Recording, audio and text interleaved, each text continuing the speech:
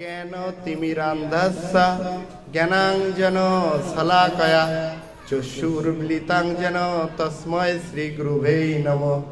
শ্রীচৈতন্য মনোভীষ্টং স্থাপিতং যেন ভূতলে স্বয়ং রূপঃ কদাময়ং দদাতি স পদান্তিকং। বন্দেऽহং শ্রীগুরু শ্রীযুত পদকমলং শ্রীগুরুণ বৈষ্ণবাঞ্চ শ্রীরূপং সগ্রজাতং সহগণ রঘুনাথং নিতান্তং সজীবং সাধুইতং সবুধিতং পরিজন সহিতং কৃষ্ণ চৈতন্য দেবং শ্রী রাধা কৃষ্ণ পাদান সহগণ ললিতা শ্রী বিশাখানিতাং চ নমোয়ং বিষ্ণুপাদায় কৃষ্ণ পৃষ্ঠায় ভূতলে শ্রীমতে ভক্তিবেদান্ত স্বামিনীতি নামিনে।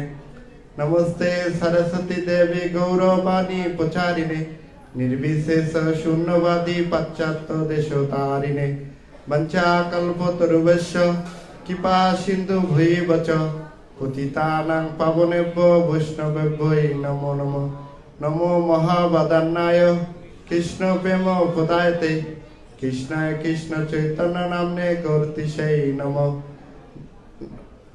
हे कृष्ण करुणा सिंधु दीनबंधु जगतपते गोपेश गोपिकाकांत राधाकांत नमस्तुते। तप्त कांचन गौरांगे राधे वृंदावनेश्वरी विश्वभानुसुते देवी प्रणमामि हरिप्रिये। नीलाचल निवासाय निताय परमात्मने बलभद्र सुभद्र भांग जगन्नाथ ते नमः। बिंदाय तुलसी देव्यै प्रियाय केशवश च विष्णु भक्ति पद देवी सत्यवत्तै नमो नमः। जय श्री कृष्ण चैतन्य प्रभु नित्यानंद श्री अद्वैत गदाधर शिवासादि गौर भक्त वृंद। हरे कृष्ण कृष्ण कृष्ण हरे हरे हरे राम राम राम हरे हरे।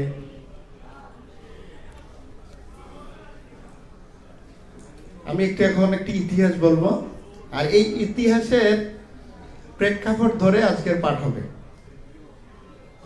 ইতিহাসটি হলো যে একজন ব্যক্তি জমি বিক্রি করেছিলেন। কি বিক্রি করেছিলেন? জমি বিক্রি করেছিলেন। তো জমি বিক্রি করেছিলেন সেটা দাপর যুগে। কোন যুগে? দাপর যুগে। তখন জমি বিক্রি করেছেন। তো জমি যিনি বিক্রি করেছেন আরেকজন কিনেছেন। কেনার পরে জমিটা চাষ করার সময় একটি স্বর্ণ পেয়েছিলেন। কি পেয়েছিলেন? স্বর্ণ। এতটুকু স্বর্ণ পেয়েছেন। যখন যিনি জমিটা কিনেছেন উনি যার জমি ওনার কাছে গিয়েছেন, বলছেন দাদা দেখুন আমি আপনার জমি তো কিনেছি, তা আপনার জমিতে একটি স্বর্ণ ছিল। কি ছিল? তো স্বর্ণটা এখন আমি আপনাকে দিয়ে দিতে চাই, কারণ এটা তো আমি কিনিনি, আপনার জমিতে ছিল, মানে এটা আপনার ছিল, কিন্তু আমি জমি কিনেছি স্বর্ণ কিনিনি। তো উনি বলে যে না আমি জমিও বিক্রি করেছি, যা ছিল সবই আপনার। তখন দুইজনের অনেক তর্কাতর্কি হয়েছে যে না না না আমি নিতে চাই না এটা। আর ও বলে না আমি জমি কিনেছি কিন্তু আমি তো স্বর্ণ কিনিনি। তো তখন যুধিষ্ঠির মহারাজের কাছে বিচার গিয়েছে, দুইজনে গিয়েছেন, যে বিচার দিয়েছেন যে ঠিক আছে যে এই সমস্যা। তো তখন যুধিষ্ঠির মহারাজ বলেছে যে আজকে থেকে 1 মাস পরে আপনারা দুজনে আসবেন, ততদিন আমি ভাববো এই স্বর্ণটা কি করা যায়। তো তখন দুইজন ওখানে রেখে চলে গিয়েছেন। তো 1 মাস পরে তখন কলিযুগের প্রভাব শুরু হয়ে গিয়েছেন। তখন দুইজন ব্যক্তি রাজপ্রাসাদে গিয়েছেন, যে এখনো বলে যে মহারাজ আসলে আমি ভুল করে আপনাকে স্বর্ণটা দিয়ে দিছি, আসলে যিনি জমি কিনেছেন ওই ব্যক্তি বলে স্বর্ণটা তো আমারই, কারণ আমি জমি কিনছি, স্বর্ণটা তখন আমার। আর যিনি জমি বিক্রি করেছেন উনি বলে আমি তো স্বর্ণ বিক্রি করি নাই, জমি বিক্রি করেছি, তাহলে সেটা আমার। তখন দুজনের ভিতরে সংঘর্ষ লেগেছে। তখন বলেছে যে হে অর্জুন, হে নকুল সহদেব, দেখো এলো কলিযুগের প্রভাব। তা এই কলিযুগের প্রভাব থেকে আমরা যদি মুক্ত হতে চাই তাহলে গোবিন্দ চরণাম ভুজম, গোবিন্দের চরণে আশ্রয় গ্রহণ করতে হবে। এখন গোবিন্দের চরণে আশ্রয় মানে কি? তো গোবিন্দের চরণ তো আমরা দর্শনে করতে পারি, তা আশ্রয় গ্রহণ করবো কিভাবে? তার কথায় যদি আমরা আশ্রয় গ্রহণ করি তাহলে গোবিন্দের চরণে আশ্রয় গ্রহণ করা হয়ে যাবে। সকলে বলেন হরি বল। ওং নমো ভগবতে বাসুদেবায়, ওং নমো ভগবতে বাসুদেবায়। শ্রীমদ্ ভগবদ গীতা যথাযথ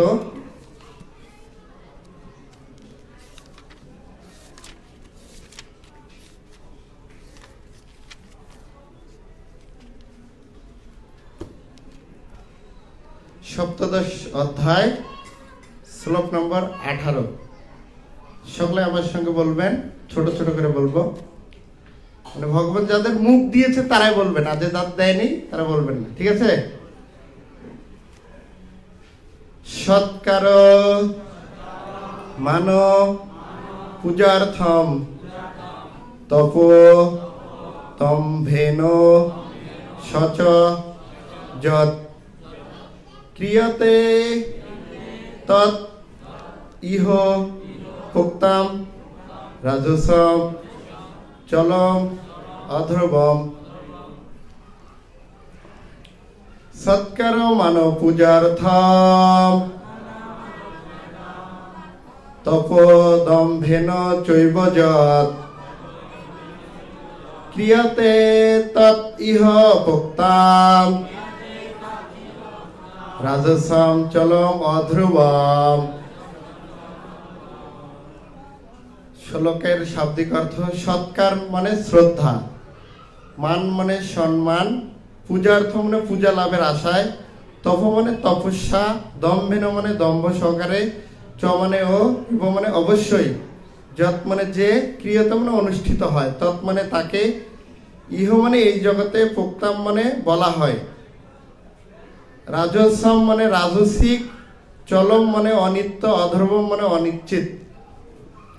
গীতার গান: লাভ পূজা সম্মানের জন্য দম্ভেন সহিত, যে তপস্যা সাধে লোক তাহা রাজসিক, সে তপস্যার যে ফল তাহা অনিশ্চিত, অন্তবৎ তার ফল হয় শাস্ত্রেতে বিধিত।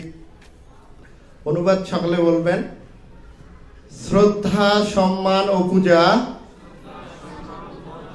লাভের আশায় দম্ভ সহকারে যে তপস্যা করা হয় তাকেই এই জগতে অনিত্য ও অনিশ্চিত রাজসিক তপস্যা বলা হয়। সকলে শ্রবণ করবেন।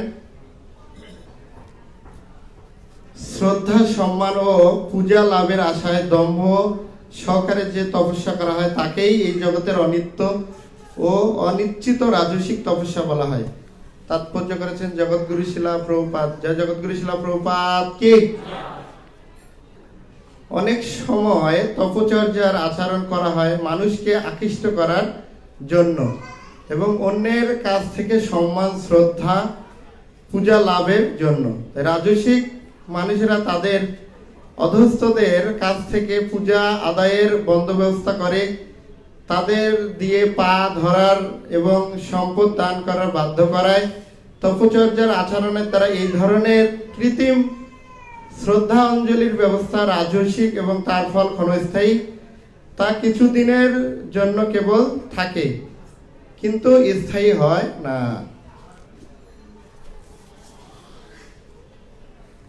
এই শ্লোকের প্রথমেই শুরুতেই অর্জুন মহাশয় প্রশ্ন করেছিলেন ভগবানকে। আসলে এই জগতে যারা দেবতাদের উপাসনা করে আর তাদের যে শ্রদ্ধা বা তাদের যে কার্য সেটা অবিধিপূর্বক, তো তাদের শ্রদ্ধাটা কি রকম বা কয় প্রকারের। তো এই অধ্যায়ের নাম হলো শ্রদ্ধা ত্রয় বিভাজ্য। শ্রদ্ধা সঙ্গে একটি প্লাস যোগ আছে। তাহলে আমাদের পূর্ণাঙ্গ শ্রদ্ধাটা কার? শ্রদ্ধা অর্থাৎ বিশ্বাস। বিশ্বাসটা কার প্রতি রাখা উচিত? ভগবানের প্রতি। আর যদি তা না রেখে আমরা অন্য কারো প্রতি রাখি তাহলে সেটা হবে শ্রবই কেবলম, তো এই জগতে আমরা সকলেই সম্মান পেতে চাই, অর্থাৎ এই জগতের যে আধ্যাত্মিক বিষয় রয়েছে, সেই জগতের যারা আচার্যবর্গ রয়েছেন বা যারা পূর্বতন মহাজনগণ রয়েছেন, তারা সিদ্ধান্ত দিয়েছেন যে ভক্তি মার্গটা হলো ছোট হওয়া। ছোট হওয়া, প্রভু আমি আপনার দাস, সকলে কি লাগায়, আমি তাপস দাস কিন্তু না, তাপস রায় চৌধুরী, কিন্তু যখন আমরা দীক্ষা নেই তখন আমাদের গুরুদেব কি দেয়, দাস। জীবের স্বরূপ হয় কৃষ্ণের নিত্য দাস। এটা হলো পারমার্থিক শিক্ষা। কিন্তু জড়জগতের শিক্ষা কি, আমার ভাই তোমার ভাই, এরকম না, কার ভাই, আর আমি এটা হতে চাই, এটা হতে চাই। কেন? যে আমার সম্মান প্রয়োজন, যে অমুক ভাই এসেছেন, চেনেন, উনি অমুকের সেক্রেটারি, জয়েন্ট সেক্রেটারি। তো এই যে সম্মান, আর এই সম্মানের জন্য এই জগৎ ছোটাছুটি করেন।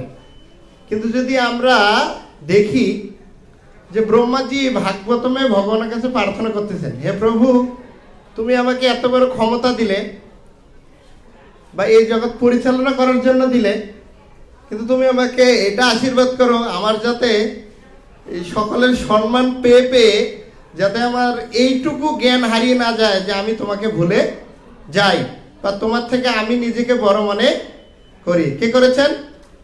যিনি আমার বাবারও বাবা, তার বাবা, তার বাবা, তারপরে মনু শতরূপা, মনু শতরূপারও পিতা কে? ব্রহ্মা। আর তিনি বলেছেন কি, সর্বকারণের কারণম কে? ভগবান। তো এই জগতের মানুষ সকলে কি বলে যে না, আমি এই সমাজের নেতা হতে চাই। কি হতে চাই? নেতা হতে চাই। কারণ আমাকে সবাই সম্মান করবে বা আমাকে সবাই পূজা করবে বা আমার প্রতি সবাই অর্ঘ্য নিবেদন করবে, এটা পেতে চায়। এই জন্য শাস্ত্রে অনেক ধরনের বিধি রয়েছেন যে যেগুলো মানুষ না জেনে, অর্থাৎ তার পূর্ণাঙ্গ বিষয়গুলো না ভেবে না বুঝেই কিছু কিছু ব্যক্তিরা আচরণ করে। তো কিরকম, যে একটি বিষয়কে তারা পুরোপুরি জানে না। যেরকম অনেকে ব্যাখ্যা করে নতস প্রতিমা অস্তি, অর্থাৎ তার কোনো প্রতিমা হতে পারে না। আর অর্থাৎ এটার অর্থ যদি আমরা ভেঙে ভেঙে দেই তাহলে হয় কি, যে তার কখনো তুলনা হয় না। কিন্তু এটা আমরা বিকৃত করি কিরকম, যে অর্ধ কুটকুটির নেয়। আমাদের আচার্যরা বলেছেন যে একটি মুরগি কি করে, যে সামনের ভাগটা খায় আর পিছের ভাগটি কি করে, ডিম দেয়। তাহলে আমি সামনের ভাগটা নিব না, পিছের ভাগটি নিব। তো এখানে যে দম্ভ সহকারে যদি আমরা কোনো পূজা করি, তা আমরা দেখি যদি দম্ভ সহকারে আমরা অনেক ধরনের তপস্যা করি কি না, যে আমি অনেক বড় বড় দাড়ি রাখবো, আমাকে সবাই দেখলে কব ও বাবাজি তো এসেছেন, তাকে আমি একটু কি করি, সম্মান করি। তারপর কি করে, আমি কোনো কথা বলবো না। এক মহারাজ ভক্তি রসান্ত স্বামী মহারাজ বলেছিলেন যে একজন ব্যক্তি 50 বছর কথা বলেননি, আর 50 বছর কথা বলেননি বিধায় এই জগতের লোক তাকে দেখার জন্য সকালে কি করতেছেন, ভিড় করতেছেন। আরে বাপরে, 50 বছর সে কথা বলে না। কিন্তু আসলে শাস্ত্রের সিদ্ধান্ত কি, আসলে মানুষ যদি তার বাহ্যিকভাবে কথা না বলে কিন্তু ভিতরটাকে কি আটকাতে পারবে? ইন্দ্রিয়কে আটকানো যায়? ইন্দ্রিয়টাকে পরিবর্তন করা যায় কিন্তু আটকানো যায় না। তো এখন শাস্ত্রের সিদ্ধান্ত হলো তুমি সবসময় কথা বলো কি, তোষন্তিচ রমন্তিচ। শাস্ত্রে বলছেন মচ্চিত্ত মদ্গত প্রাণা বোধয়ন্তস্থ পরস্পরম কথায়ন্তস্তম নিত্যম তোষন্তিচ রমন্তিচ। অর্থাৎ তুমি আমার কথা বলে সবসময় আনন্দ অনুভব করো, বা ভক্তের লক্ষণ কি আমার কথা গুণকীর্তন করো। তা না করে যদি আমি কি করি, যে অন্য বিধি অবলম্বন করি, কি যে আসলে কথা বললে অপরাধ হতে পারে বা কথা বললে সমস্যা, জড়বন্ধনে বেঁধে যেতে পারি, এর জন্য আমি কথা বলবো না। তা আসলে মূলত বিষয়টি হলো যে এখানে যে সম্মান বা পূজা লাভের জন্য আমরা যে কর্মগুলো করব সেটি আমাদের জড়জগতের বন্ধনে কি করবে? আবদ্ধ করবে। কেন আবদ্ধ করবে? যে শাস্ত্রে বহুবিধ যজ্ঞ, দান, তপস্যার কথা বলেছেন, কিন্তু আসলে এই যজ্ঞ, দান, তপস্যা মূলত কার জন্য হওয়া উচিত? গোবিন্দামাদি পুরুষম তমহম ভজামি, ভগবানের জন্য করা উচিত। কারণ তার জন্য যদি আমরা না করি তাহলে কি হবে? যস্য আত্মবুদ্ধি কুণপে ত্রিধাতুকে সাদিকলা দেশু ভূমি ইজ্জাদিহ যত্তিত্ব বুদ্ধি শনিনারা কৌশিক জনেশু অভিজ্ঞসু স্বয়ব গোখর। মানে যারা এসব নিম্নগামী চেতনার মানুষ, তারা কি করে? তার এই দেহকেন্দ্রিক সবকিছু মনে করে। কি মনে করে? দেহকেন্দ্রিক। অর্থাৎ তার কপিত্ত বায়ুর যে শরীর রয়েছে সেটাকে কেন্দ্র করে তার জীবনকে পরিচালনা করতে চায়। আর সেটা যদি সে করতে চায় তাহলে তার তখন কি হয়? যে নিজেকে সে অনেক জ্ঞানী মনে করে, আর জ্ঞানী মনে করে সে সম্মান পেতে চায়। আসলে এই জগতে যদি আপনি কাউকে বলেন আপনি কানা, সে মেনে নিব আমি কানা। যদি বলেন খোরা, মেনে নিব। কিন্তু কাউকে যদি বলেন যে আপনি হলেন বোকা, কিন্তু কেউ মেনে নিবে। আরে আমি বোকা নাকি? আমার ভিতর কি কম বুদ্ধি আছে? কেউ কিন্তু এটা মেনে নিবে না। আর প্রত্যেকটা ব্যক্তির একটি অহংকার রয়েছে। যদি কেউ রিস্কাও চালে তারও অহংকার রয়েছে। আমি একদিন রিস্কাওয়ালাকে বললাম যে আঙ্কেল, আপনি এত বয়স হয়ে গেছে, আপনি রিস্কা চালাচ্ছেন, তা আপনি একটু টাকা জমায় তো আগে রাখলে খেতে পারতেন। জানো আমি কত ভালো আছি? যে আমার এমন সময় দেখেছি যে আমার হাত থেকে একটা রুটি কেড়ে নিয়ে মানুষ খেয়েছে, আর তার থেকে তো আমি রিস্কা চালায় ভালোই আছি। ও ঠিক আছে। তা আমার অভিজ্ঞতা হলো যে তার অবস্থানে সে যেহেতুও কষ্ট করে, তবু তার জায়গায় সে মনে করে কি আমি ভালো আছি। সে মনে করে আমি ভালো আছি, কিন্তু তার বুদ্ধিটা কিরকম হবে? যে তারা যারা এরকম সম্মান পেতে চায়, পূজা পেতে চায়, প্রতিষ্ঠা পেতে চায়, তো ভক্তিবিনোদ ঠাকুর বলছেন যে জড়বিদ্যা মায়ার বৈভব তোমার ভজনে বাধা, এই অনিত্য সংসারে মানুষকে করে গাধা। সেই জড় যদি বিদ্যা না হয় বা জড় যদি সম্পদ না হয় তাহলে কেউ কাউকে সম্মান করতে চায় না। আর যদি এই সম্মান যদি পেতে চায় তাহলে কাছে মায়ারও বৈভব, বৈভব মানে প্রকাশ, তো এই জগতের মানুষকে গাধা তৈরি করে। আর এই শ্লোকে কি বলেছেন? কুণপে ত্রিধাতুকে, এই কপিত্ত বায়ুর এই দেহটাকে সে নিজের মনে করে বা আপন মনে করে, তাহলে সে হবে কি? গো খর। গো অর্থাৎ গরু, খর অর্থাৎ হলো গাধা। সে গাধা এবং গরুর মতো তার সে বুদ্ধি। কি বুদ্ধি? গাধা এবং গরুর মতো তার বুদ্ধি বিদায় তিনি এই জগতের লাভ, পূজা, প্রতিষ্ঠা পেতে চায়। অর্থাৎ এইরকম পূজা প্রতিষ্ঠা ভাগবতমে বলেছেন যে এরকম পাওয়ার যে আশা বা এই জগতের ভোগের যে আশা, সেটা কি পশু পাখিরাও সেটা করে থাকে।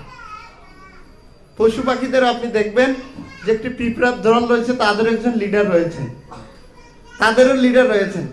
কিন্তু যদি আমরা এই জগতে বাসনা করি ক্ষুদ্র ক্ষুদ্র, যে না আমরা কি হতে চাই?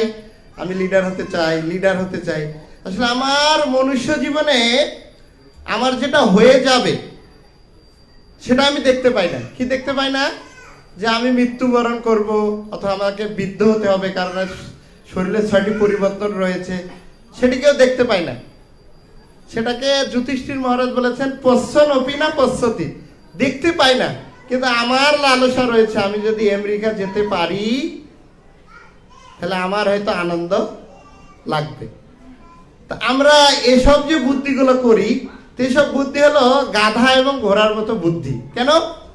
যে আমরা দেখবো যে আমরা ছোটবেলায় অনেক ছোট ছোট আশা করেছি, যদি এই আশাগুলো পূর্ণ হতো তাহলে আমি সুখী হতাম। বা এখনো আমি করি যে আমার ঘরে যদি আমি ঝুমুর লাগাতে পারি, অনেক সুন্দর টাইলস লাগাতে পারি, বা যদি ঢাকা শহরে আমার একটি ফ্ল্যাট হয়, বা এই জায়গায় আমি স্থানীয় হতে পারি, তাহলে হয়তো আমি সুখী হব। বা আমি যদি আমেরিকা যেতে পারি তাহলে বলবে ও অমুকের ছেলে আমেরিকায় থাকে। কোথায় থাকে? আমেরিকায়। কিন্তু আমেরিকায় যে ও কত জ্বালায় রয়েছে, যে এক হাত দিয়ে গাড়ি চালায় আর এক হাত দিয়ে কি করে খায়, তখন তার বাহ্যিক না ভিতরে কি করে জ্বালা পড়া শুরু করে। আমরা বাহ্যিকত সম্মান দেখতেছি, অর্থাৎ কোনো কারো পদ পজিশন দেখতেছি বা এসি রুম দেখতেছি, কিন্তু যদি কারো ঘরে এসি লাগানো থাকে, তার হৃদয়টা যদি জ্বলে, তাহলে কোনো এসি কাজ করবে? এসি কাজ করবে? এসি কাজ করবে? এসি কাজ করবে? করবে না, কারণ তার হৃদয়টা জ্বলতেছে। আর এই হৃদয়টা জ্বলার জন্য কি সমস্যাটা কি? সে যদি এই জড়জগৎকে ভোগ করার বাসনা বা পূজা প্রতিষ্ঠা পাওয়ার বাসনা থাকে, তাহলে কি হবে? কবু স্বর্গে উঠায়, কবু নরকে ঢুকায়, রাজদণ্ড যেন যেন নদীতে চুবায়। কোথায় চুবায়? নদীতে চুবায়। এটার অর্থ হলো যে আগের কি যুগে রাজারা শাস্তি দিত কিভাবে? যে হাত পা বেঁধে নৌকায় করে নদীতে ফেলাই দিত। আর যখন ফেলাই দিত তখন কি হতো? তার নিঃশ্বাসটা চলে যেত, মানে তখন সে ছোটাছুটি করতো, তখন উঠাইতো। উঠালে তো এবারের জন্য বেঁচে গেছি, কত সুখ। আবার ডুবে দিত, আবার ডুবে দিত, তখন ছটফট করতো, আবার উঠাইতো। কবু স্বর্গে উঠায়, কবু নরকে ডুবায়, রাজদণ্ড যেন নদীতে চুবায়। তো এই মান যশ প্রতিষ্ঠা বা তামসিক যে আরাধনা, তা আমাদের সমাজে আমরা অনেক জনকে আমরা দেখি। আমরা দেখি যে রাবণ কি করেছিলেন। হ্যাঁ, রাবণ এরকম এই জড়জগতে লাভ পূজা প্রতিষ্ঠানের জন্য এই জগতে আরাধনা করেছিলেন, শিবের আরাধনা করেছিলেন, অনেক কিছু প্রাপ্য হয়েছিলেন। আর সেটা কত কষ্টসাধ্য ছিল যে রাবণ তার 10টা মাতাকে কেটে দিয়েছিলেন কোথায়? অগ্নিযজ্ঞে। আর তারপরে কি হয়েছিল? জলাননে জল, অগ্নিযজ্ঞে 10টা মাথা দিয়ে তিনি কি করেছিলেন? স্বর্ণের সেই লঙ্কাপুরি পেয়েছিলেন। তা আমরা যদি আরো দেখি যে কংস, মামা কংস, কার মামা? কার মামা জানেন তো? কৃষ্ণের মামা। তা কৃষ্ণের মামা কংস তিনি দুর্গা দেবীর আরাধনা করতেন। কার আরাধনা? দুর্গা দেবী। কিন্তু আবার লজ্জার বিষয় যে দুর্গা দেবীকে কি করেছিলেন? তার শিলায় কি করেছিলেন? আছাড় মেরেছিলেন। আবার কি করেছিলেন? যে এই দুর্গা দেবী তাকে বলেছিল তোমাকে মারিবে সে গোকুলে সে বাড়িতে এসে, অর্থাৎ তোমাকে যে মারবে, অর্থাৎ যে আমার আরাধিতা, অর্থাৎ আমি কৃষ্ণের আরাধনা করি, কৃষ্ণ আমাকে বলে যে তোমার মরার বন্দোবস্ত আমি করতেছি, এক জায়গায় রেখেছি, তাহলে আমার কেমন লাগবে? তোমাকে কত ভালোবেসেছি, গান বাজনা জড়িয়ে, পর মানুষে দুঃখ দিলে দুঃখ মনে হয় না। আরে কৃষ্ণ, তোমার আমি জীবন দিলাম, প্রাণ দিলাম, আর তুমি কিনা বলতেছো যে তোমাকে মারার ব্যবস্থা হচ্ছে, তাহলে এটা কেমন তোমার আরাধনা হলো? কে পর মানুষের দুঃখ দিলে দুঃখ মনে, শোনেন নাই? আর আপন মানুষ দুঃখ দিলে, আর এই দুঃখ যদি আমার আরাধনা যার করি তার যদি হয়, তাহলে কিরকম সমস্যাটা হবে কিনা? এরকম কংসকে দুর্গা দেবী বলেছিল এরকম। তো এইরকম আমরা দেখি যে জড়জগতে যারাই আরাধনা করেছেন বা নিজের লাভ পূজা প্রতিষ্ঠার জন্য যে যজ্ঞ করেছেন, তপস্যা করেছেন, তারা দুঃখ পেয়েছেন। তা আমি একটি, যেটা আপনারা জানেন না ওরকম একটি ইতিহাস বলবো। জয় জয় রাধা মাধব কি, জয় জগন্নাথ বলদেব সুভদ্রা মহারানী কি। তো এরকম একজন অসুর, তিনি অনেক বছর ব্রহ্মার তপস্যা করেছেন। কার তপস্যা করেছেন? ব্রহ্মার। তো ব্রহ্মার তপস্যা করে করে ব্রহ্মা যখন তার কাছে এসেছেন, বলছো তুমি কি চাও? যে আমি অমর হতে চাই। কি হতে চাই? আমি মৃত্যুবরণ করতে চাই না। সকালে করে বলুন তো, হরে কৃষ্ণ হরে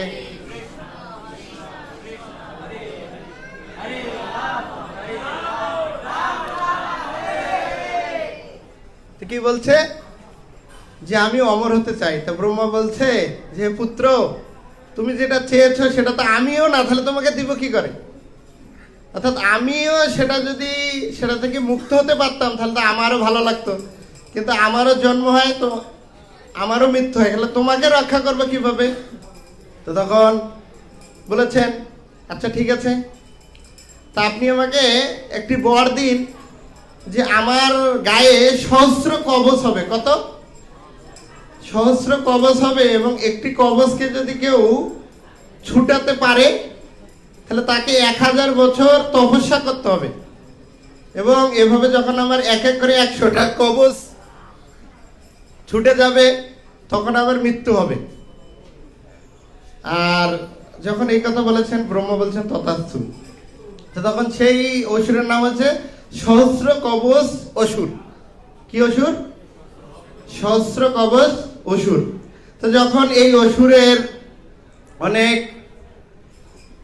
বিষ্ণুর সঙ্গে বিদ্বেষ, সাধু মহাত্মাদের উপর অত্যাচার, গাভীদের বধ, কারণ ওর ধারণা ছিল যে দেবতা এবং ভগবান যখন যজ্ঞ হয় তখন সে পুষ্টি লাভ করে বা শক্তি লাভ করে, তাই আমি এই জগতের যে গাভী রয়েছে তাদের ধ্বংস করে দিব, এবং মুনি ঋষি যারা যজ্ঞ করে তাদের ধ্বংস করব।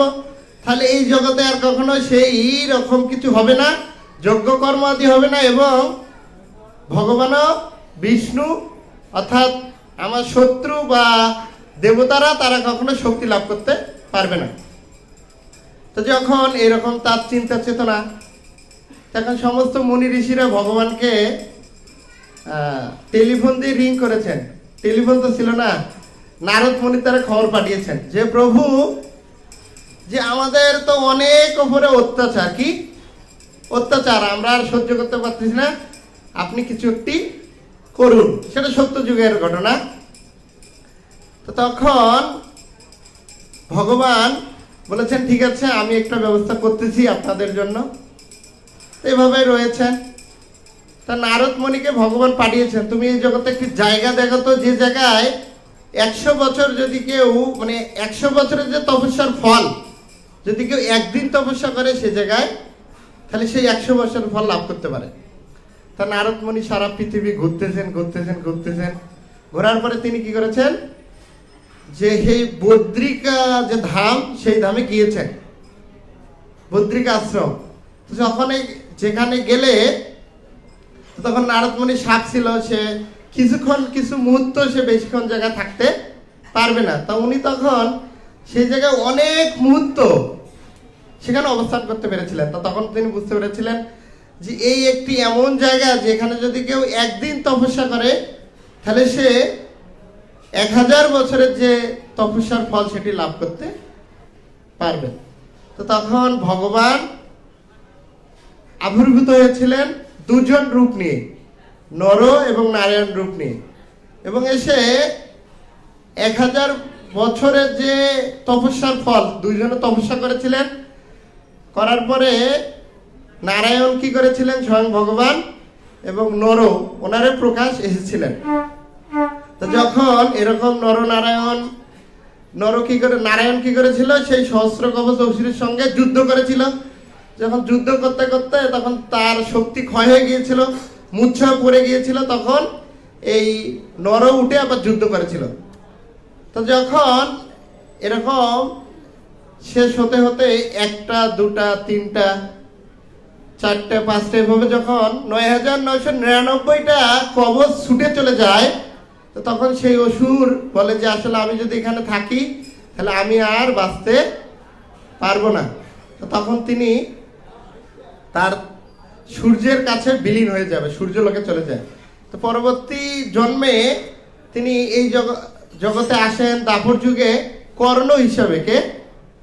কর্ণ তার জন্মের সময় একটি কবচ নিয়ে এসেছিলেন, সেই সহস্র কবচ। আর এই নর নারায়ণ কি এসেছিলেন, নর হয়েছিলেন অর্জুন আর নারায়ণ ছিলেন স্বয়ং কৃষ্ণ। তাই বোঝা যাচ্ছে যে এই জগতের যে কেউ মহান তপস্যা করুক না কেন বা মহান কিছু করুক না কেন, তার ফলটা কি হবে, সে যদি পূজা প্রতিষ্ঠার জন্য যদি করে তাহলে তার দুঃখ উনি বার্য। যে সে যেরকমই তপস্যা করুক না কেন, সে যদি তার নিজের ইন্দ্রিয় প্রীতিবাঞ্ছা তারে বলি কাম, আর কৃষ্ণ ইন্দ্রিয় প্রীতিবাঞ্ছা ধরে প্রেম নাম। অর্থাৎ আমাদের নিজের ইন্দ্রিয় যখন প্রীতিবাঞ্ছা করব, তো তখন সমস্যাটা কি হবে, যে আমাদের অবিদ্যা, আমাদের জন্ম অনেক জন্মের অবিদ্যা রয়েছে। কি আছে? অবিদ্যা, অর্থাৎ অজ্ঞানতা। আমাদের যদি অজ্ঞানতার ফলে, অবিদ্যার ফলে মানে এই অজ্ঞানতার ফলে আমরা কি করি? বাসনা করি। আর বাসনার ফলে আমরা কি করি? কর্ম করি, অসৎ কর্ম। আমরা তো সবসময় অসৎটাই বেশি ভাবি। তো যখন আমরা অসৎ কর্ম করি, তখন আমাদের এই পাপের সূচনা হয়। আর পাপ জনি যখন আমাদের ভিতরে প্রবেশ করে, তখন আমরা এরকম মায়া অপহৃত জ্ঞানা, অর্থাৎ কামস্থিত অপহৃত জ্ঞানা যখন আমাদের কামে পরিপূর্ণ হয়, মায়ার দ্বারা অবিদ্যায় কামে যখন আমরা পরিপূর্ণ হই, তখন আমরা কি ভাবি? তখন আমাদের এরকম পূজা প্রতিষ্ঠা এবং এই জগতের যত ভোগ বাসনা আমরা করতে চাই। আমরা যদি দেখি যে আমাদের বৈদিক শাস্ত্রে মাধবেন্দ্রপুরী যখন ক্ষীরচোরা গোপীনাথ মাধবেন্দ্রপুরীর জন্য ক্ষীর চুরি করেছিলেন, তো যখন এই ক্ষীরটা দেওয়ার জন্য এসেছিলেন পূজারী, যখন দিয়েছেন, তখন ক্ষীরচোরা গোপীনাথদের প্রসাদ পেয়ে মাধবেন্দ্রপুরী আনন্দিত হয়েছিলেন। আর আনন্দিত হলে কি করেছিলেন? সেই জায়গাটিকে পরিত্যাগ করেছিলেন। কেন? যে আমি যদি এই জায়গায় থাকি, তাহলে আমার কি হবে? মান যশ প্রতিষ্ঠা হবে। পরিত্যাগ করেছিলেন। আর আমরা হলে কি করতাম? যে না, আমি এখানে থাকবো। তো এরকম যদি আমাদের চিন্তা চেতনা হয়, তাহলে এরকম চিন্তা চেতনাটা আমাদের একদম নিকৃষ্ট চিন্তা চেতনা। আর আমরা যতক্ষণে ভাববো যে আমাদের পূজা প্রতিষ্ঠা সম্মান, যে যত তালা যতই জ্বালা। মানে কেউ যদি আমি কই আমার বাড়িটা তো 2 তালা রয়েছে, 3 তালা করবো, তাহলে কি হবে? যত তালা যত জ্বালা। এসি হবে, কিন্তু এসির ভিতরে হৃদয়টা কি করবে? জ্বলবে। যদি আমরা এসির ভিতরে থাকি, হৃদয়টা জ্বলবে। কেন?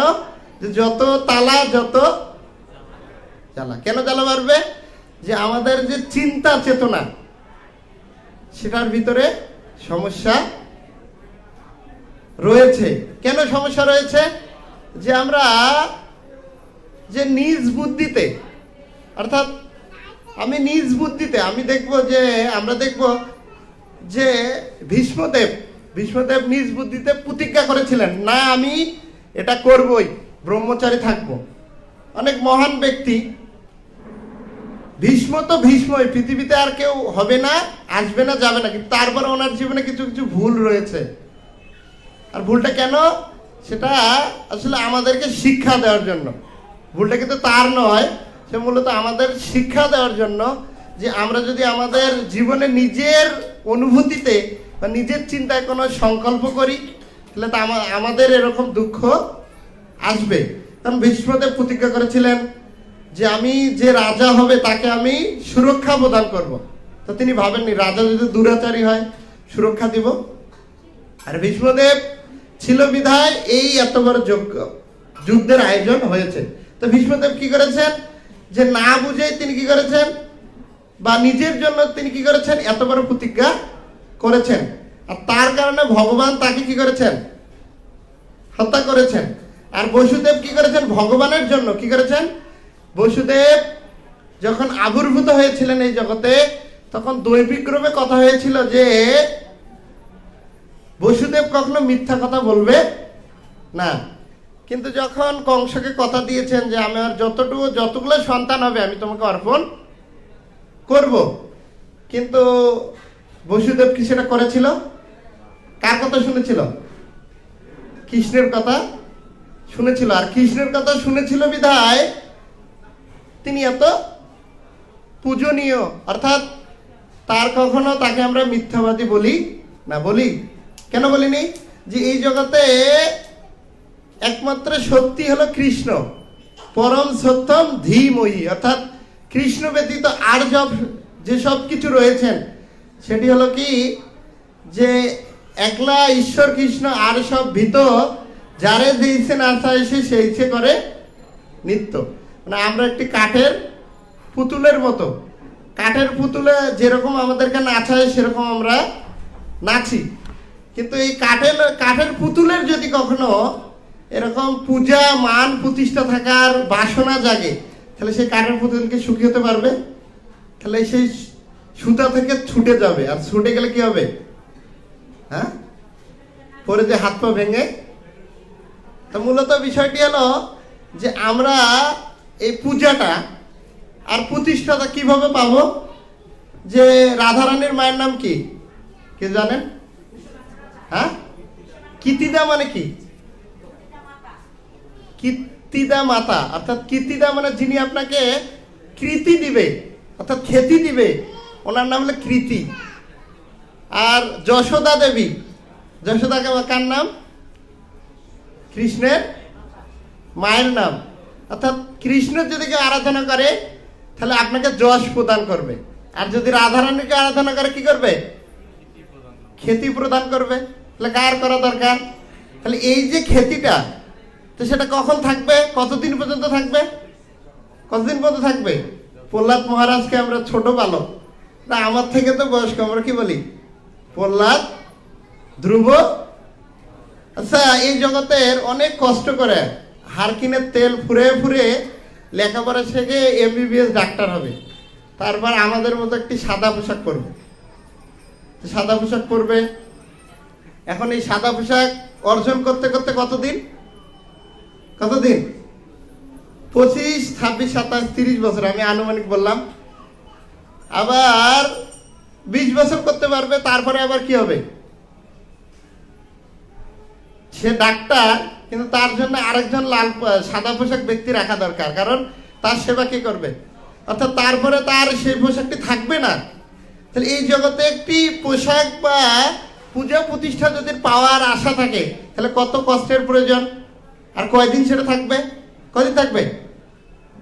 অল্প দিন মাত্র। সমুদ্রের ফেনা যেমন ক্ষণে সৃষ্টি ক্ষণে লয়, মায়ার সংসারের খেলা সেইভাবে হয়। তারপর উকিল একটি কালো পোশাক নিতে গেলে কত না কষ্ট করতে হয়, কিন্তু উকিলের যে খ্যাতিটা কয়দিন থাকে? পূজাটা কয়দিন থাকে? কিন্তু যদি কেউ ভক্ত হয় তার অনেক জন্ম জন্মান্তর ধরে। এখন দেখি আমরা যদি প্রভুপাদের, অর্থাৎ কোন জায়গায় এখন গুরু পূজা হচ্ছে, কারণ সেখানে সকাল হয়েছে বা কোনো জায়গায় রাত হয়েছে, তো তখন গাচ্ছে নময়ং বিষ্ণুপাদং, শিলা প্রভুপাদকে প্রণাম করতেছে। আর আমি ইসকনের সবচেয়ে আমার কীর্তন ভালো লাগতো, এই প্রভুপাদের কীর্তনটা যখন আমি প্রথম আসতাম তখন গাইতো যে কৃষ্ণ পৃষ্ঠায় ভূতলে, এরকম বলতো। একদম এটা কি মন্ত্র, কিন্তু আমার খুব ভালো লাগতো, অনেক ভালো লাগতো।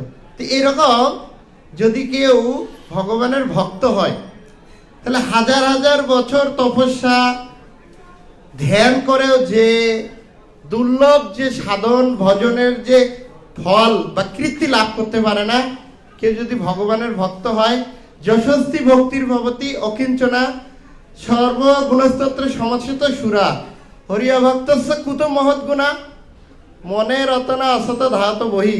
অর্থাৎ কেউ যদি এই শ্রদ্ধা সম্মান নিজে থেকে পাওয়ার আশা করে, তাহলে সে মনের রথে আহরণ করে। কিসের রথে আহরণ করে? মনের রথে আহরণ করে। আর যদি সে এমন কিছু কার্য করে বা ভগবানের সেবা করে, তাহলে কি হবে? যে সে এমনি থেকেই সেই সম্মানের অংশীদার বা ভাগীদার হবে, কারণ যস্মিন তুষ্ট জগৎ তুষ্টি। আর এই সম্মান আমাদেরকে পেতে হবে না, পাওয়ার লালসা করতে হবে না। অর্থাৎ কেউ যদি বা কোনো একটা পদে থাকে সরকারি, তো তাকে সামনে দেখে কয় নমস্কার স্যার, কিন্তু পিছনে বলে এই বেয়াদব লোকটা যদি এই চাকরিটা চলে যাইতো তাহলে আমার কিন্তু ভালোই হতো। কারণ যে এত বান্দরের বান্দর যে আমার চাকরিটা যায় যায়, সামনে কি বলবে? আর বৈদিক শাস্ত্র বলেছেন যে আমাদের দেহের যে অবস্থান, এটা আমাদের অবস্থান না, অবস্থানটা হওয়া যায় আমাদের মনের অবস্থান। তা হৃদয় থেকে একটি শ্রদ্ধা আর বাহ্যিক শ্রদ্ধার ভিতরে তফাৎ আছে কি নেই? হ্যাঁ, মানে কোনো মা যদি বলে যে মামা আমি তোমাকে মা বলার জন্য 10 জন দাসী রেখে দিব, কি করবো? 10 জন দাসী রেখে দেবো, আমি ওর মাটা বলতে পারবো না। তাহলে সেটা আনন্দ বেশি, মায়া ছেলে যে একবার মা বলবে সেটা আনন্দ বেশি? হ্যাঁ, অনেক মা তো বিরক্ত আছে, আরে বাচ্চাটা যে এত দুষ্টু হয়েছে, আমার আর ভালোই লাগে না। আরে এটা সামলাইতে সামলাইতে তো আমি জবই করতে পারি না বাবু, জব শেষ। তো কেন? যে এই বাচ্চাটা অনেক দুষ্টুমি করে, কিন্তু যদি বাচ্চা কথা না বলতো তাহলে কি সে মা কখনো আনন্দ? সংসার জীবনের একটি আনন্দ, সেটা কি? দুটো আনন্দ, একটা বলবো না, একটি বলতে। একটি হলো এই বাচ্চাদের বুলি বুলি সেই কথা। তো এই আনন্দ পাওয়ার জন্য আমরা কি করি? এই সংসার জীবনে আবদ্ধ হয়ে পড়ি। আর সেই দৃষ্টিতে যেন আমি প্রহ্লাদ মহারাজের দৃষ্টি দেখি, তো তিনি বলেছেন যে তৎসাধুমন্যে অসুর বরজতেহীনাম সদা সমধিগ্নম ধিয়ামসৎ গৃহাৎ হিত আত্মপাথম গৃহে অন্ধকূপম বনগত যথুরি আশ্রয়। অর্থাৎ তার পিতাকে বলছেন, মানে ব্যাপারটি এরকম যে প্রহ্লাদ মহারাজ যখন গুরুকুলে শিক্ষার জন্য গিয়েছিলেন, তা 1 বছর পর যখন উনি বাসায় এসেছিলেন, তা তখন ওনার পিতা ওনাকে কোলে নিয়ে মাথা একটা চুমু দিয়েছিলেন। চুমু দিয়ে গেলেন, বাবা বলো তো তুমি কি শিক্ষা গ্রহণ করেছ গুরুকুলে, যে তোমাকে এই সারা ত্রিজগতের রাজা হতে হবে, বা এরকম পূজা লাভ প্রতিষ্ঠা পেতে হবে, তোমাকে আমার মতো পরাক্রমশালী হতে হবে, দেবতাদেরকে পরাজিত করে তাকে নিজের সেবায় নিয়োজিত করতে হবে। তো এটি তুমি কতটুকু শিখেছো বাবা, তোমার অনুভূতি বলো তো। তখন প্রহ্লাদ মহারাজ বলেছিলেন যে বাবা থাক থাক, এসব কথা আমি বলতে চাই না। না না, বলো বাবা শুনি, যে তুমি কতটুকু কূটনীতি শিখেছো, বা লাভ পূজা প্রতিষ্ঠা পাওয়ার যে পরিবেশ তুমি কতটুকু করতে পেরেছো। তখন বাবা আমি বলতে চাই না, থাক, তো বলো আমি শুনবই। তো তখন বলছে যে তার বাবাকে কিন্তু তিনি বাবা বলতেন না। কি বলতেন না? বাবা বলতেন না। হে অসুররাজ পিতা, যে তৎসাধু মনে অসুর বর্জতেহীনাম সদা সমধিগ্ন, মানে এই জগতের লোক সবাই উদ্বিগ্ন উৎকণ্ঠার দ্বারা পরিপূর্ণ। তাই আমাদের কি করা উচিত? এই গৃহ অন্ধবে আমরা পতিত হয়েছি, সেখান থেকে উত্তীর্ণ হয়ে মালা ঝোলা নিয়ে বৃন্দাবনে যাওয়া উচিত। কোথায় যাওয়া উচিত? এখন তখন তো হিরণ্যকশিপুর মাথাটা ঘুরে গিয়েছে, তখন কোলে থেকে তাকে কি করেছেন? তাকে ফেলিয়ে দিয়েছেন। ফেলিয়ে দিলে তখন তো তার মাথা নষ্ট। তো প্রহ্লাদ মহারাজ বলেছেন যে আমরা অন্ধকূপে, সংসাররূপ কূপে পতিত হয়েছি, আর সেখানে যদি আমরা করি, আমরা মান যশ প্রতিষ্ঠা পেতে চাই, তাহলে সেটা হবে কি? মান যশ প্রতিষ্ঠা শুকুরের পিষ্ঠা। আর এই রকম প্রতিষ্ঠা যদি আমাদের হৃদয়ে লালন করি, তাহলে আমাদের যে সজ্জিত আনন্দময় যে আত্মা রয়েছেন, বা পরমেশ্বর ভগবানের যে সজ্জিত আনন্দময় যে স্বরূপ রয়েছেন, সেটি আবৃত হয়ে যায়। কিসের দ্বারা? অজ্ঞান, কাম এবং কর্মের দ্বারা। তো অজ্ঞানতা যখন আমাদের ভিতরে পর্যবেসিত হয়, তখন আমাদের যে জীব আত্মাটা, সেটা কি হয়? জড় কলুষের দ্বারা আবৃত হয়ে যায়। একটি বলের মতো। কিসের মতো? বল। যখন আমরা বল খেলেছি, তখন বলটাকে স্লিপ করার জন্য টেপ পেঁচিয়েছি।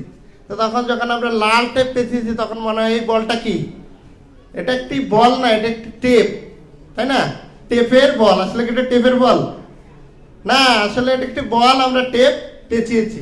তা আমাদের ভিতরে যখন এই লাভ পূজা প্রতিষ্ঠা পাওয়ার আকাঙ্ক্ষা জাগবে, বা তীব্র বাসনা জাগবে, তো তখনই আমরা মায়ার লাথি খাবো। এটা একটি আমাদের হৃদয় হাওয়ার মতো। কিসের মতো? হাওয়ার মতো। ফুটবলে যদি হাওয়া থাকে, তাহলে ফুটবলটা কি হবে? কি হবে? ফুটবলে যদি হাওয়া না থাকে লাত্তি খাবে? খাবে? খাবে? খাবে না। আর যদি আমাদের এই প্রতিষ্ঠা আর মনোবাসনা থাকে, তাহলে আমরা ফুটবলের মতো লাথি খেতে থাকবো। আমাদের এখান থেকে বেরিয়ে আসতে হবে। এখন আমরা বেরিয়ে আসবো কিভাবে? যে শাস্ত্রে বলেছেন, সমাসিতা যে পদম পল্লব পল্লভ মহৎ পদম পূর্ণ যশে মুরারে ভবম বুদ্ধি বৎসবদম পদম পদম যদ বিপদম নতেশাম। অর্থাৎ আমাদের যদি এই কামনা বাসনার যদি ইচ্ছা থাকে, তাহলে আমাদের হবে কি? পদম পদম যদ বিপদম নতেশাম। কারণ আমরা যথার্থ বুদ্ধিতে উপনীত হতে পারবো না, তখন আমরা পা বাড়াবো বিপদ, পা বাড়াবো। কারণ এই জগতে দুঃখালয় মশাচ্ছতম, তার মানে হলো পদম পদম যদ বিপদম। আমরা পা বাড়াবো, যথার্থ বুদ্ধি নেই, পদে পদে আমাদের কি হবে? বিপদ হবে। আর পদে পদে যখন আমাদের বিপদ হবে, তো তখন আমরা কি সুখ শান্তি পাবো? হ্যাঁ। আর এই যদি আমাদের লাভ পূজা প্রতিষ্ঠাও হয়, তবু আমাদের সেই এসির ভিতরে থাকলে হৃদয় জ্বলবে। তাহলে পদম পদম যদ বিপদম, সেখান থেকে আমরা উত্তীর্ণ হতে পারবো কিভাবে? তো সেটা বলেছেন, মহৎ পদম পূর্ণ যশ মুরারে। মহদের চরণ অর্থাৎ সাধু চরণ আশ্রয় গ্রহণ। কার চরণে আশ্রয় গ্রহণ করতে হবে? সাধু চরণে আশ্রয় গ্রহণ করতে হবে। এখন সাধু কাকে আমরা কিভাবে বুঝবো? কিভাবে বুঝবে সাধুকে?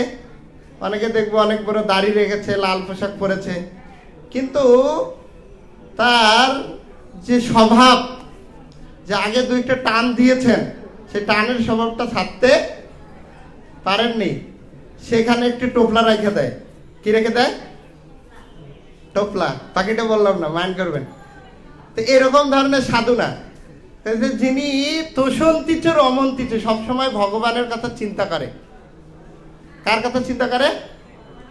আর সেই সকল ভক্ত ছিল রূপ গোস্বামী প্রভুপাদ বলেছেন যে হৃদয়ে স্ফীত সংঘলব্ধা, যার হৃদয়ে অন্য নিন্দাদি শূন্য, অর্থাৎ এই জড় বিষয়ের প্রতি যার কোনো আসক্তি নেই, যার কোনো পূজা প্রতিষ্ঠা পাওয়ার কোনো আশা নেই, তারা কি করত? এই সম্মান পাওয়ার উপযোগী। কিন্তু তা না করে আমরা কি করি? নিজেই সেটা পেতে চাই। আমরা দেখব যে হরিদাস ঠাকুরের জীবনীতে, হরিদাস ঠাকুর একটি পাহাড়ের গুহায় বসবাস করতেন। তো তার সঙ্গে একটি সর্প বসবাস করতেন। কি সর্প? শ্রীমদ্ ভাগবতমের তাৎপর্য প্রভুপাদ লিখেছেন প্রথম স্কন্ধে। তো সেখানে বলেছেন যে হরিদাস ঠাকুরের সঙ্গে একটি সর্প বসবাস করত, আর তিনি নির্জনে থাকতো, জনসাধারণ কম আসতো। তো ওনার কিছু শিষ্যরা আসতো, এসে যখন সাপকে দেখতো ভয় পেত। তো এই সাপও একসঙ্গে, সর্প একসঙ্গে বসবাস করতো, এই হরিদাস ঠাকুর একসঙ্গে বসবাস করতো। এই সর্পটাও হরিদাস ঠাকুরকে যতটুকু সম্মান করত, হরিদাস ঠাকুর এই সর্পটাকে ততটুকু সম্মান করত। একদিন ওনার শিষ্যদের রিকোয়েস্ট যে আপনি এই গুহায় আর থাকবেন না, কারণ আমাদের ভয় করে। কি করে? ভয় করে। তা আমি এখানে থাকতে, মানে আমরা এখানে আসলেই আমাদের খারাপ লাগে যে কখন আপনার ক্ষতি করে দেয়। তখন একদিন হরিদাস ঠাকুর মনস্থ করেছেন সেই গুহায় তিনি থাকবেন না। তখন তিনি কি করেছেন? সেটাকে পরিত্যাগ করবেন। তখন সাপটি নিজেই প্রণাম করে সেই সর্পটি সেখান থেকে চলে গিয়েছেন। তো আমাদের ভিতরে যদি সেই রকম আমরা যদি পরিশুদ্ধ হতে পারি, বা বেদের যে প্রকৃত ভাষ্য জীবের স্বরূপ হয়, অর্থাৎ ব্রহ্ম জিজ্ঞাসা করি, এবং আমাদের আত্মাটা যদি নির্মল হয়, এবং আমরা যদি এরকম হই যে স্থাবর জঙ্গম না দেখে দেখে তার মূর্তি, সর্বত্র হয় তার ইষ্টদেবের স্মৃতি। অর্থাৎ আমাদের সবসময় ইষ্টদেব, আমরা কোনো কিছুই দেখবো না, শুধু ভগবান শ্রীকৃষ্ণকে দেখবো। তখন আমাদের কি হবে? সেরকম আমরা স্থিতিতে পৌঁছাতে পারবো। তখন আমাদের এরকম লাভ পূজা প্রতিষ্ঠানের কোনো পাওয়ার আকাঙ্ক্ষা থাকবে না। তখনই মানুষ আমাদেরকে দিবে। তখন কি দিবে? রিয়াল ভাবে দিব, অ্যাক্টিভ ভাবে দিব না। এখন তো অ্যাক্টিভ ভাবে দেয়। আর আমরা যত ভক্তি জীবন করতেছি, হয়তো আমি, অন্য কেউ না, তা আমাদের ভক্তিটা হলো কি? ওই যে নায়ক নায়িকারা যেভাবে অভিনয় করে, কি করে? সেরকম অভিনয় করে, এরকম করতেছি। কিন্তু আমরা যদি, কেন? আমাদের ভিতরে অনেক প্রতিষ্ঠার লালসা, অর্থাৎ আমার ভিতরে। আর যদি এইরকম লালসা যদি আমি নিয়ে আমার জীবনটাকে পরিচালনা করি, তাহলে কি হবে? পদম পদম যদ বিপদম, পদে পদে বিপদ, তখন আমরা সুখী হতে পারবো না। তো একটি রাজার কি হয়েছেন, রাজা অসুখী, মানে রাজার সুখ নেই। অনেক বড় বড় বৌদ্ধ ডাক দিয়েছেন যে দেখুন তো এই জগতে কেউ সুখী আছে কিনা। বৌদ্ধ বলেছেন যে যদি কেউ এই জগতে সুখী থাকে তাহলে তার শার্ট এনে যদি রাজাকে পরিয়ে দেওয়া হয় তাহলে রাজা সুখী হয়ে যাবে। তো যে আরে বাপরে, এত বড় বড় বৌদ্ধরা এসে গেল, এত বড় বড় চিকিৎসা করলো, কাজ হলো না। আপনি বলেন যে একজন সুখী ব্যক্তির একটা জামা বা শার্ট এনে দিলেই সে সুখী হয়ে যাবে? না, হ্যাঁ সুখী হয়ে যাবে। তখন মন্ত্রী সারা জগৎ ঘুরতেছে, ওই একজন সুখী ব্যক্তি, সুখী ব্যক্তি, সুখী ব্যক্তি, কাউকে পায়